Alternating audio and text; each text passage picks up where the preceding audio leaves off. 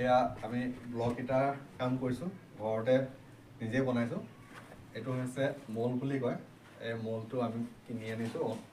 এইটো অনলাইনত কিনিছোঁ আপোনাৰ দিল্লীৰ পৰা আনিছিলোঁ ইয়াত আমি প্ৰথমতে ইয়াতে মলটোত আমি চিমেণ্ট বালি মিক্স কৰি প্ৰথম কালাৰ দি এনেকৈ ব্লক ইটাটো বনালোঁ এইটো ব্লক ইটা এইটো আপোনালোকে দেখি পাইছে আৰু কালাৰ আছে আমাৰ বেলেগ বেলেগ কালাৰো আছে আৰু এইখিনি বনোৱাৰ পিছত আমাৰ ষ্টক আছে এইফালে এইফালে এইখিনি ষ্টক এনেকৈ ষ্টক কৰি থোৱা আছে তো এতিয়া আমি পৰীক্ষামূলকভাৱে ঘৰতে আমি কৰি চাইছিলোঁ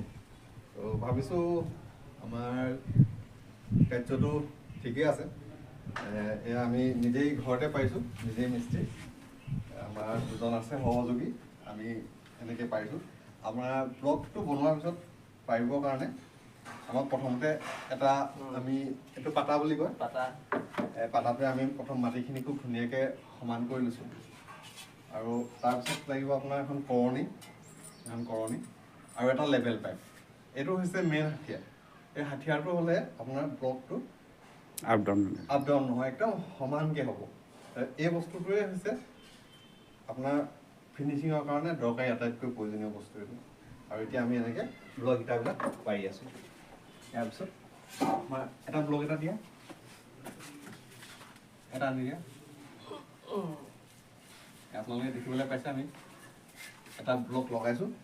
আপোনালোকক লগাই দেখাইছোঁ এনেকৈ আৰু ধুমুচটো দিয়া এইটো এনেকৈ পাৰি আমি ইয়াতে অলপ কৰিব লাগিব আৰু তাৰপিছত আমি এনেকৈ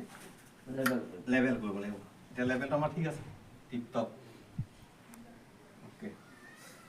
কোনটো কৰিব লাগিব